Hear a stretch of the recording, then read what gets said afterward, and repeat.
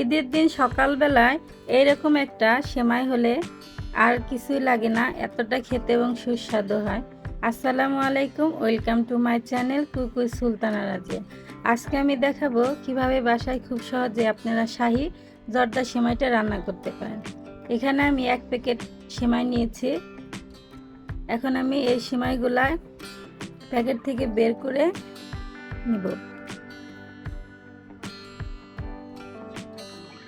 বের করা হয়ে গেলে এখন আমি হাত দিয়ে এই সেমাইগুলো ভেঙে গুঁড়ো করে নিব।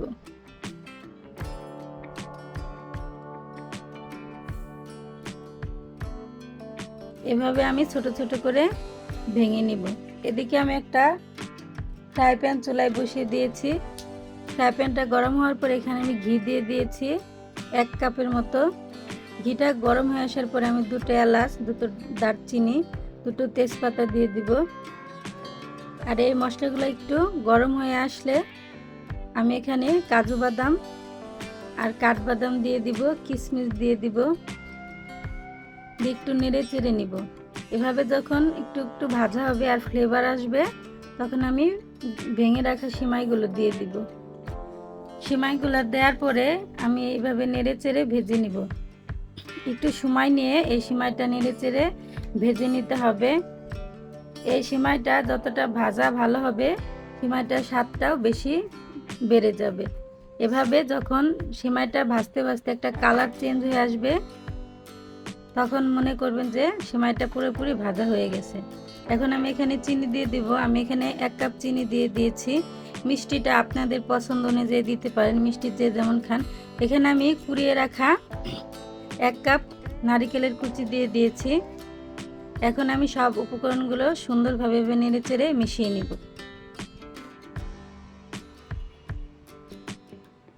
একটু ভেজে নিব নেড়ে চেড়ে। এখন আমি এখানে 1/2 কাপ দুধ দিয়ে দিব। এখানে বেশি দুধ ব্যবহার করা যাবে না।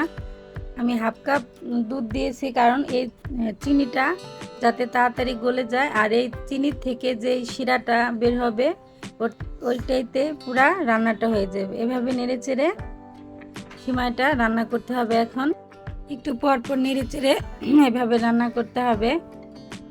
আর এই সময় চুলার আঁচটা মিডিয়াম আঁচে রাখতে হবে যাতে সেমাইটা পুড়ে না যায়, পুরাপুরিভাবে রান্না হয়ে যায়। দেখেন কি সুন্দর একটা কালার চলে আসছে আর ফ্লেভারে তো পুরা ঘর ভরে গেছে। আর সেমাইটা অনেক ঝরঝরা হয়েছে। এটাকে শাহী জর্দা সেমাই বলা হয়। যারা মিষ্টি পছন্দ করেন তাদের জন্য তো এটা বেস্ট একটা খাবার। এখন আমি একটা বলে এই সেমাইগুলা বেড়ে নিব।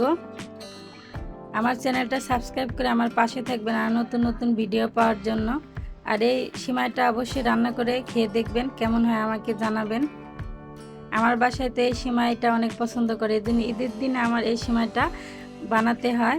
আপনাদের বাসাও এভাবে বানালে আশা করি সবাই খেয়ে অনেক পছন্দ করবে।